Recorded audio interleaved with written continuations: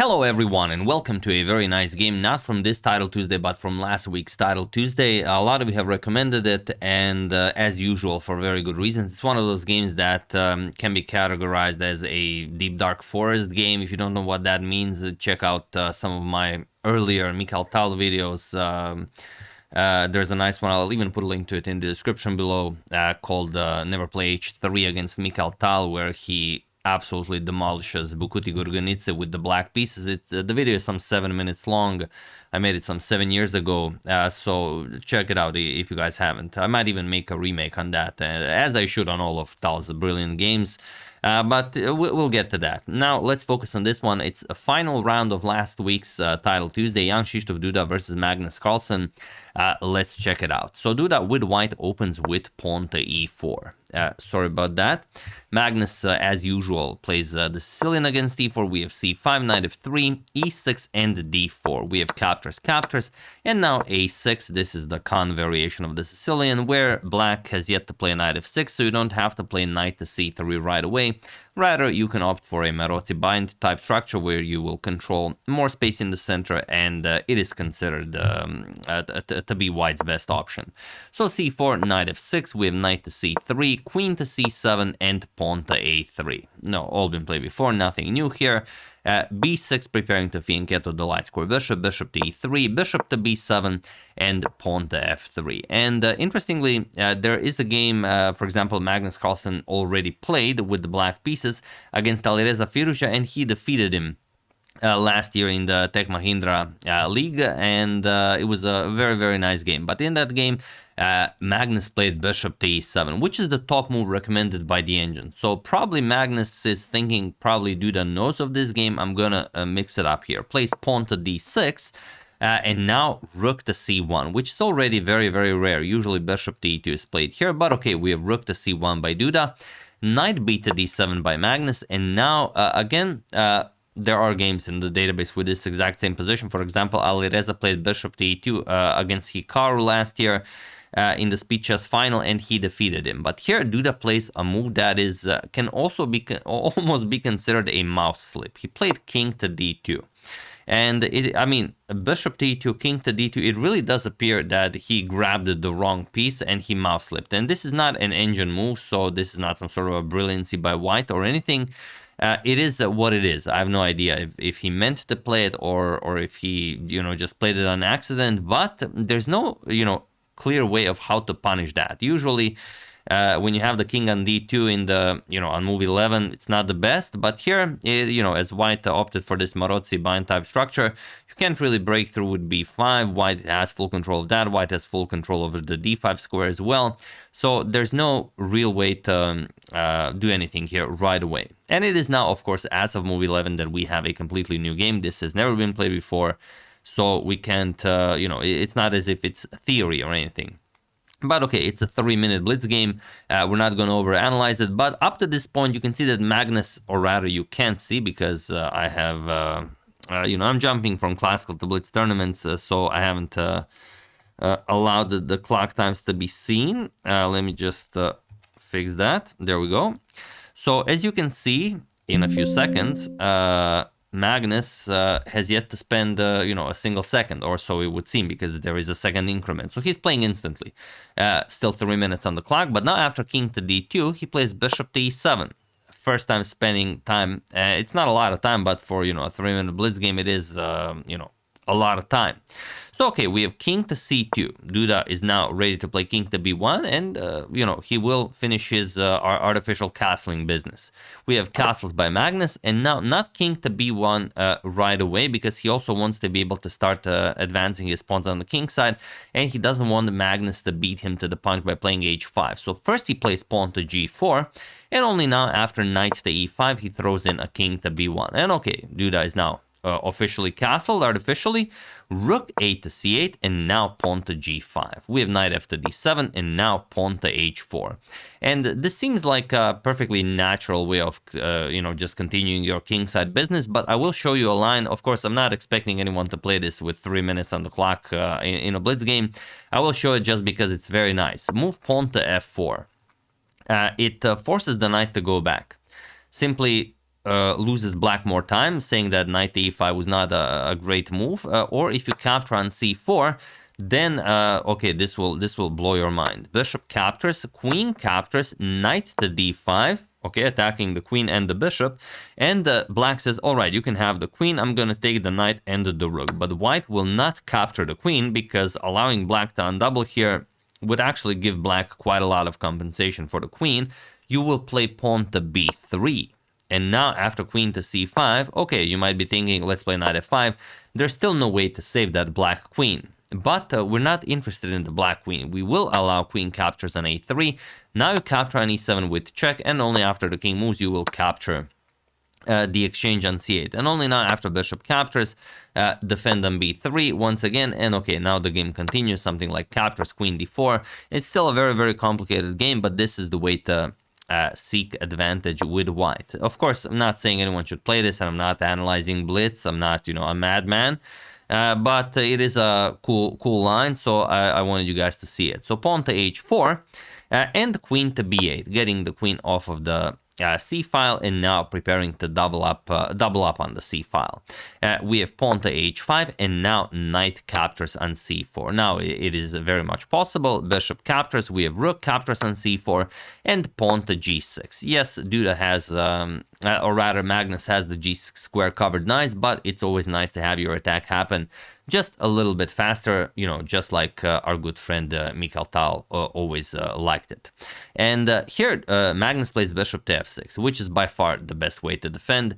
Problem is, if you play h captures on g6, there are so many ways white can go about this, like h captures on g6, or even a knight captures on e6 leaves black completely defenseless. For example, f captures, h captures on g6, and there's no good defense against rook to h8 check. It's a fairly standard sacrifice. If you see it once, you will see it always. Let's say black makes any move, doesn't really matter what move it is. You will play rook h8 check, and then the queen comes into the game with tempo. You have to go to g8, and now queen h7 will be checkmate. So after g6, bishop to f6, this is the best defense for Magnus. G captures on f7 check, rook captures, and now pawn to h6. And Magnus played pawn to g6 here. It would be much safer to play bishop captures and then pawn to g6, but he decided that he wants to capture on c3 and maybe, even take control over this game. But after pawn to g6, Duda played knight captures on e6, bishop captures on c3, and now he missed one very, very strong move from Duda, and I'm sure you guys see it because you guys are amazing players. But just for fun, do you see which move it was? Of course you do. You guys are incredibly strong. It is knight to g5. And the problem is, of course, you're not going to win the rook or anything, but there are more problems here. Look at all of the squares now covered. That black king is in trouble. So Magnus has to play rook e7 if he doesn't want to lose material right away. Now queen b3, and this is where the problem happens. We have pawn to d5. Of course, Magnus saves the rook. Rook captures on c3 and pawn to b5. And now Duda plays rook to d1. Also very interesting would be to capture and then play queen b4. And if the rook moves, then you play rook to d1 with tempo on the undefended knight. But okay, rook to d1, also very strong for a 3-minute blitz game. We have queen to c7 and now queen to b4, putting pressure on the rook. Knight to e5, and now rook captures on c4, knight captures on c4, and bishop to d4. Again, just controlling all of these squares in front of Magnus's king, and there's no good move for Magnus to be made here. Magnus plays d captures on e4, but now Duda does not continue with the winning idea. I'm not going to tell you what it is, because you simply do not expect to have such a move against Magnus. What do you play here? Do you see how you can beat Magnus here? Have at it while I give you a couple of seconds.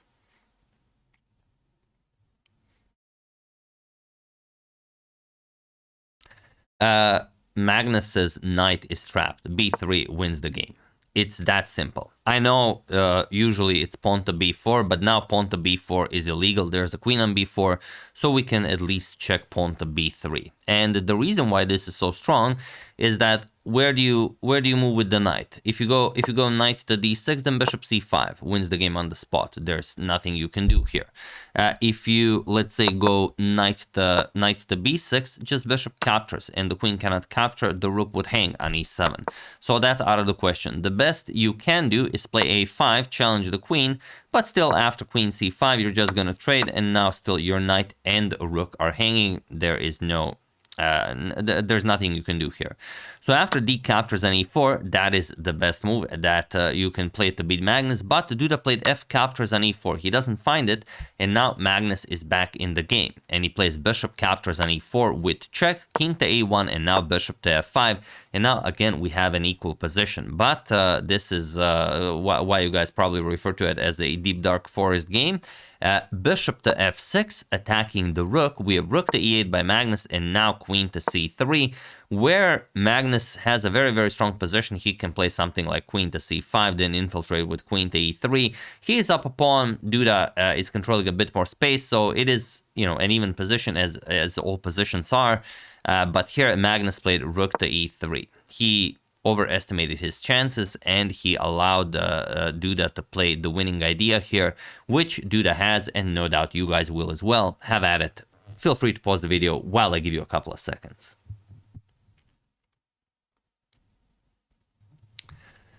So, for those of you who were able to do it, congratulations on beating the highest rated player in the world. And for those of you who just want to enjoy the show, it is queen to d4. And now you see the problem. By playing rook to e3, you have completely abandoned the back rank, and all of these squares being controlled in front of the black king, that is a problem. So the real threat is, let's say black makes an ill-considered move, you will just play queen d8 check, and once rook captures, it will be a very, very quick checkmate.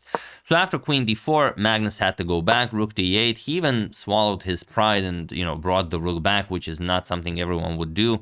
But it doesn't help. Queen d5 check. Now the king has to move, or rather it cannot. If you play king to f8, then just bishop g7 check, and you either give up the queen or you go king to e7 and then queen f7 is checkmate. So after queen d5 check, bishop to e6 was played. It doesn't matter, however. Knight captures, now threatening all sorts of nasty discoveries while attacking the queen. Queen f7, and now just knight back to g5. This knight to g5 has been played 3 times already in this game, and every time with devastating force. So queen captures on d5, rook captures on d5, but now Magnus is just down too much material. He played rook to f8, and after bishop to g7, it was in this position on move 39 that Magnus Carlsen resigned the game, as there is nothing more to be done here. Once he gives a check, if the knight was on b4, for example, Magnus would be winning. Rook to f1 would be checkmate, but it's not. It's on c4, so that's why he resigned. Once you give a check after king a2, there is nothing more you can do here. Whatever you play, let's say you play b4 because maybe something happens. Simply rook to d8 with check. You have to go back, and now rook captures on f8 will be checkmate. That knight on g5, really got the job done, and all of the other pieces helped out nicely as well. So yeah, very nicely played by Duda. This was also played in the final round, so it hurt pretty bad, for Magnus, but a beautiful win for Duda. And, Duda just, gets all of these nicest wins against Magnus. Magnus really, whenever he really shouldn't lose, he loses to Duda. That's what kind of player Duda is. So yeah, hope you guys enjoyed it. Like I said, if you haven't seen my video on Mikhail Tal versus Bukuti Gurgunidze, like I said, some 7 minutes long. It's an old video, so check it out if you guys want. I can even remake it. But yeah, beautiful game, and yeah, I think I'll definitely remake it at some point. I'll remake all of Tal games because I really didn't do them justice back at the time. I mean, such a game would require a 30-minute video, not a 7-minute video. But it's a fun video to check out. Yeah, so if you have the time.